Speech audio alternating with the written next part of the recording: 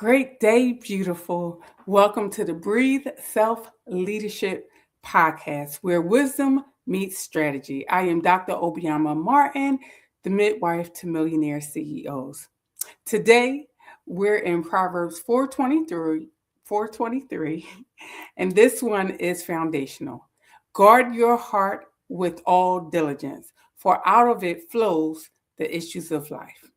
That means everything you build, everything you decide, and everything you lead comes through your heart first. So I want to take a second before I jump in and give you an opportunity to grab your pen, your paper, your notepad, because I'm definitely going to drop some nuggets that you're going to want to later go back, reflect, review, and see how you can apply it to your life and your business. Now, if self leadership is governance, then the heart is our headquarters. Now, to all of us who are leaders, what that looks like is that most burnout doesn't start with work overload. Most poor decisions don't start with pressure. Most misalignment doesn't start with circumstances. It starts with an unguarded heart. Now I want you to just think about that. Think about all of the times that you let down your guard, you did not protect your heart, and all of the disappointment, all of the distraction, all of the discouragement, all of the things that came with it personally and professionally. As a midwife, I understand this. I've gone through it too many times that I want to admit because I didn't understand the importance of guarding my heart. I didn't understand that business is business, period. And there is no place for emotions in business. As a leader, we have to make decisions based on numbers, AKA data, and not emotions, not based on who we like, not based on our favorite personalities, not based on any of that. We have to make sure that we are making data driven decisions. Now, if the environment isn't protected, what's being carried becomes vulnerable. So I want you to think about it from the perspective of carrying a baby in your stomach. When you don't protect that baby, meaning you allow anything into your body, whether that is toxic food, whether that is drugs, alcohol, tobacco, and people touching your stomach, people touching you, people speaking over you and saying anything. We're not doing that. Well, the same thing is true as a leader. The same way you would guard the baby that's in your stomach, we have to guard our hearts. Now, some of us are leading teams, some of us are building businesses, and some of us are stewarding families, ministries, and visions. But our heart has been absorbing disappointment, betrayal, overextension, and unprocessed grief. And you're trying to lead anyway. And that's unrealistic. You have to give yourself space and grace to breathe. You don't lose leadership because you're not capable. You lose leadership because you stop guarding your inner world. Now, for my note takers, leadership truth number one. Your heart is the source system. Proverbs doesn't say guard your calendar. It doesn't say guard your opportunities. It says guard your heart. Why? Because out of it, our decisions flow from it. Our tone flows from it. Our boundaries flow from it. And our leadership capacity flows from it. When the heart is unmanaged, leadership becomes reactionary. And I know this firsthand. Leadership truth number two. Diligence is intentional, not emotional. The scripture says, guard your heart with diligence, not casually, not occasionally, and not when you feel like it. Diligence looks like saying no without guilt. That means saying no with a period at the end without explanation. Processing disappointment instead of carrying it and over analyzing it and harassing yourself and trying to figure out what you did wrong and what you said and why they this and why they that. It looks like not taking every call, not explaining every boundary, not entertaining every offense.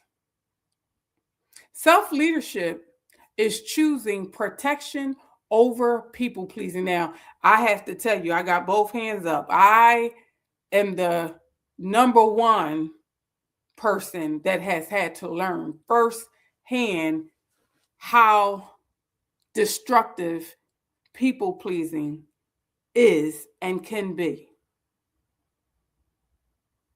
We're no longer going to focus on what someone thinks about us as a leader. Leadership truth 3. Ungoverned emotions create unstable outcomes. When we don't lead our emotions lead us. I like to say it this way. We cannot allow our emotions to be our God, G-O-D. We must allow emotions to be our guide, G-U-I-D-E. There is a difference. Emotional leadership always costs more. Why? Because we're in our feelings. And our heart, the scripture says, is deceitfully wicked. That means we have to be very, very conscious because our emotions is connected to our heart. When we do not govern our emotions, it costs us more time, more money, and more energy, and more recovery. Think about that. Think about the times when you did not guard your emotions and your heart, and you just allow anybody to say and do anything, or you were so focused on what they felt and them being included and what they had to say that it cost you unnecessary money, time, energy, and recovery. Wise leaders feel deeply, but they decide slowly. Now, think about this. Just pause and listen to what your heart is saying to you even now. And embrace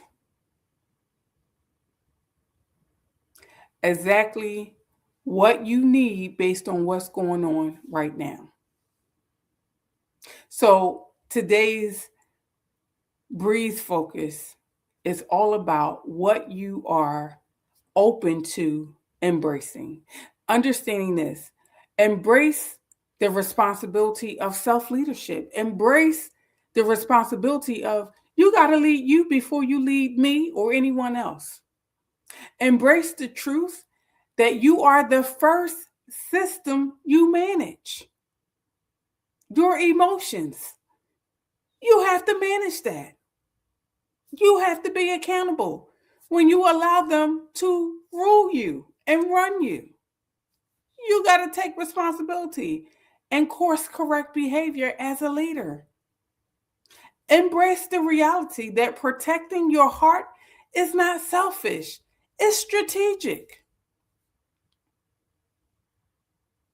What I've come to understand is that we cannot build sustainable legacies while bleeding internally.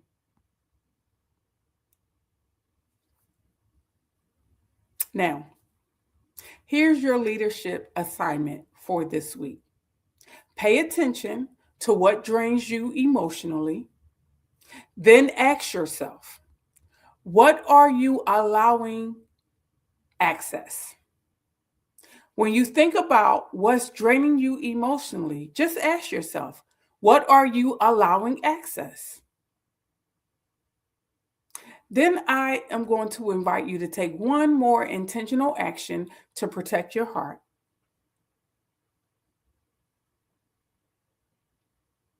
Next week, we're going to talk about disciplined speech because how you speak reveals how you lead. And wisdom builds what motivation cannot. I'll see you next Sunday at 8. Please share. If you are enjoying this content, please share. I would love your feedback. Talk to you soon.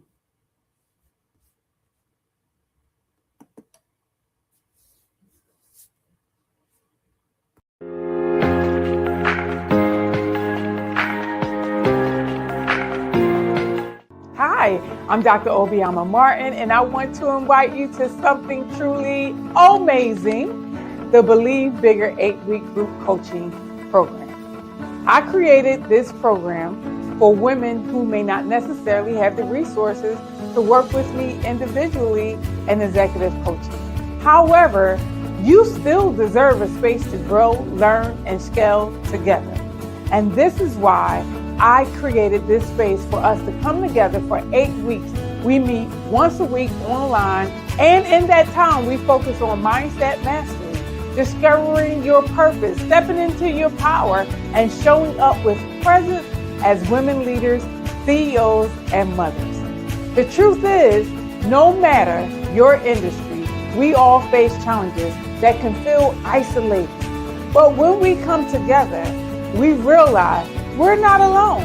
And it becomes crystal clear that it is okay to dream bigger and to believe bigger and to do it in a community that truly sees you. If you're ready to step into a space where your growth is nurtured and your journey is celebrated, join us today. Visit obioma.org and let's believe bigger together.